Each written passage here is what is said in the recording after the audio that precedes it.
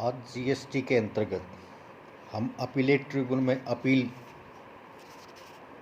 विषय का अध्ययन करेंगे। अपीलेट ट्रिब्यूनल में अपील बिफोर अपीलेट ट्रिब्यूनल। प्रथम अपीलेट प्राधिकारी अथवा पुनरीक्षण प्राधिकारी द्वारा पारित आदेश से पीड़ित कोई पक्षकार अपीलेट ट्रिब्यूनल के सामने अपील प्रस्तुत कर सकता है। अपीलेट ट्रिब्यूनल का गठन कैसे होता है? ट्रिब्यूनल एक अर्ध न्यायकारी संस्था है जिसका गठन जीएसटी परिषद की अनुशंसा पर केंद्रीय सरकार द्वारा किया गया। अपीलेट ट्रिब्यूनल अपना कार्य निम्न खंडपीठों के माध्यम से निष्पादन करता है। नंबर 1, राष्ट्रीय खंडपीठ, नेशनल बेंच। यह खंडपीठ दिल्ली में स्थित होगी, जिसका एक अध्यक्ष और एक तकनीकी सदस्य केंद्र से और एक तकनीकी सदस्य राज्य नामांकित किया जाएगा राज्य की तरफ से। इसमें अंतर्राज्यीय पूर्ति संबंधी मामले विचारणीय होंगे। प्रादेशिक खंडपीठ, दूसरा है प्रादेशिक खंडपीठ, रीजनल बेंचेस। सरकार के द्वारा अधिसूचना के अधीन अपेक्षित क्षेत्रीय खंडपीठों का गठन किया जाएगा। इन पीठों में एक न्यायिक सदस्य, एक तकनीकी सदस्य केंद्र से और एक तकनीकी सदस्य राज्य से लिया जाएगा। ऐसे खंडपीठ राष्ट्रीय खंडपीठ का विस्तार होंगे।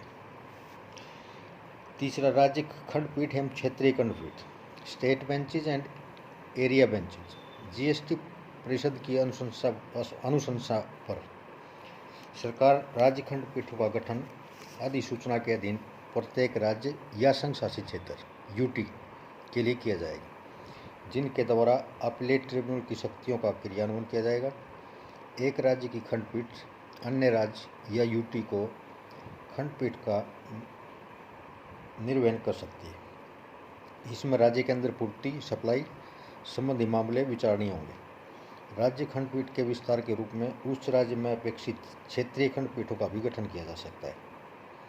प्रत्येक राज्य स्तरीय जीएसटी ट्रिब्यूनल का एक अध्यक्ष होगा, जिसके सामान्य या विशेष आदेश के अधीन ट्रिब्यूनल के कार्यों का निर्वहन और क्षेत्रीय खंडपीठों के मध्य मामलों का अंतरण किया जाएगा। बहुमत द्वारा निर्णय। यदि किसी खंडपीठ के सदस्य किसी बिंदु या बिंदुओं पर भिन्न मत रखते हैं, तब इसका निर्णय बहुमत के आधार पर किया जाएगा। यदि बहुमत नहीं हो पाता है अथवा सदस्य समान रूप से विभाजित हैं, ऐसी स्थिति में विवादित बिंदुओं को चिन्हित करते हुए मामला अध्यक्ष या राज्याध्यक्ष को संदर्भित किया जाएगा। अपीलेट ट्रिब्यूनल की शक्तियाँ। ट्रिब्यूनल अपने समक्ष प्रस्तुत किसी कार्रवाई के निस्तारण के समय नैसर्गिक न्याय के सिद्धांत द्वारा निर्देशित होना चाहिए। सिविल प्रक्रिया संहिता 1908 सीपीसी के अधीन सिविल न्यायालय को उपलब्ध शक्तियों का उपयोग करते हुए ट्रिब्यूनल किसी मामले का निस्तारण कर सकता है। ट्रिब्यूनल द्वारा पारित किसी आदेश का अनुपालन जन न्यायालय द्वारा पारित डिक्री की भांति किया जाएगा। ट्रिब्यूनल की सभी कार्रवाइयाँ न्यायिक समझी जाएंगी। अपीलेट ट्रिब्यूनल को अपील टू अपीलेट ट्रिब्यूनल। करदाता द्वारा अपीलेट अधिकारी अथवा पुनरीक्षण प्राधिकारी द्वारा पारित आदेश से पीड़ित करदाता ऐसे आदेश की संप्रेषण की तिथि से यानी आदेश मिलने की तिथि से 3 माह, जिसमें 45 दिन और बढ़ाए जा सकते हैं, के दौरान अपीलेट ट्रिब्यूनल को अपील प्रस्तुत कर सकता है।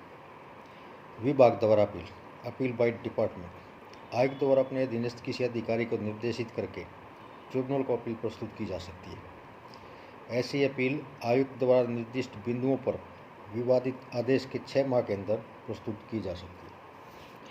तुच्छ अपील की अस्वीकृति। रिफ्यूजल टू एडमिट पेटी अपील, जो छोटी अपील हैं उनको अस्वीकृत किया जाए। अपीलेट ट्रिब्यूनल ऐसी किसी अपील को अस्वीकार कर सकता है जिसमें निहित कर जुर्माना, शुल्क, अर्थदंड, गलत वापसी अथवा त्रुटिपूर्ण इनपुट क्रेडिट के उपयोग संबंधी मामले का मूल्य 50,000 से अधिक नहीं है। प्रतिपक्षी का जवाब।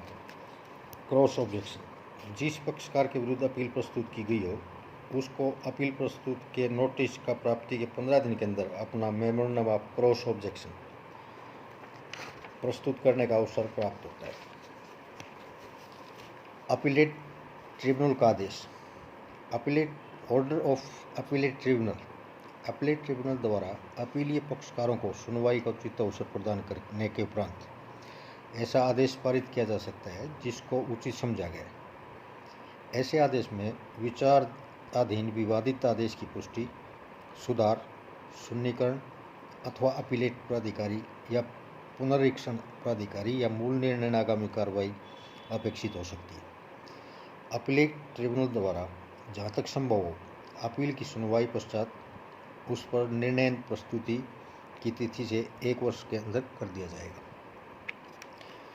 ट्रिब्यूनल के आदेश का संप्रेषण। ट्रिब्यूनल द्वारा पारित आदेश की एक प्रति अपीलेट प्राधिकारी या पुनरीक्षण प्राधिकारी या मूल निर्णय प्राधिकारी अपीलकर्ता, क्षेत्रीय आयुक्त या आयुक्त राज्य को संप्रेषित की जाएगी। अपीलेट ट्रिब्यूनल द्वारा पारित आदेश अंतिम एवं सभी पक्षकारों को बाध्यकारी होगा। उच्च न्यायालय को अपील की प्रस्तुति राज्य खंडपीठ अथवा क्षेत्रीय खंडपीठ द्वारा पारित आदेश से पीड़ित किसी पक्षकार द्वारा उच्च न्यायालय को अपील प्रस्तुत की जा सकती है। यदि उच्च न्यायालय इस तथ्य से संतुष्ट है कि मामले में कोई विधि संबंध या सारभूत प्रश्न निहित है। समय सीमा इसकी होगी अपीलेट ट्रिब्यूनल द्वारा पारित आदेश की प्राप्ति के 180 दिन के अंदर यानी 6 महीने के अंदर पीड़ित पक्षकार द्वारा उच्च न्यायालय को अपील प्रस्तुत की जा सकती है। उच्च न्यायालय ऐसी अवधि के विस्तार भी कर सकता है यदि उसे संतुष्टि है कि निर्धारित समय के दौरान अपील प्रस्तुत नहीं कर पाने का समुचित कारण रहा हो।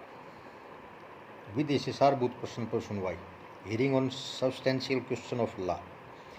यदि उच्च न्यायालय को संतुष्टि है कि किसी मामले में विधि का सारभूत प्रश्न निहित है, तब उच्च न्यायालय ऐसे प्रश्न को सूत्र या निश्चित रूप में निरूपित करके उस पर प्रस्तुत अपील की सुनवाई करेगा। समुचित सुनवाई पश्चात उच्च न्यायालय अपना निर्णय देगा जिसमें ऐसे निर्णय के आधार उल्लेखित होंगे और अपने विवेकाधीन मामले की लागत निश्चित कर सकता है। अपील का निस्तारण, डिस्पोजल ऑफ अपील। उच्च न्यायालय अपने समक्ष प्रस्तुत अपील पर न्यूनतम 2 न्यायाधीशों की पीठ द्वारा सुनवाई पश्चात बहुमत के आधार पर अपना निर्णय देगा। उच्च न्यायालय द्वारा पारित निर्णय की प्रमाणित प्रति के आधार पर उस पर क्रियान्वयन किया जाएगा। आचार प्रक्रिया संहिता CPC 1908 के उच्च न्यायालय में अपील के संबंध में भी लागू होंगे। उच्च न्यायालय को अपील। उच्चतम न्यायालय, appeal of supreme court. Appellate tribunal की राष्ट्रीय या प्रादेशिक खंडपीठ द्वारा पारित कोई आदेश या निर्णय अथवा उच्च न्यायालय द्वारा पारित किसी आदेश या निर्णय से पीड़ित पक्षकार के द्वारा सर्वोच्च न्यायालय में अपील प्रस्तुत की जा सकती है। यदि उच्च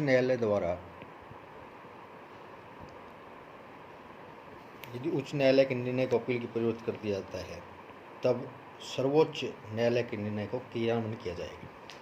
हमारे संविधान में विधायिका एवं न्यायपालिका की शक्तियों के मध्य संतुलन बनाए रखा गया है। सभी सरकारी कार्रवाइयाँ उच्च न्यायालय एवं सर्वोच्च न्यायालय की विवेचना के अधीन है, भले ही किसी राज्य विशेष के अधीन विधान में कुछ भी प्रावधान हो। विधान की घोषणा की इसके अधीन आदेश अंतिम होंगे, उससे न्यायपालिका की शिक्षा प्रभावित नहीं होती। Thank you.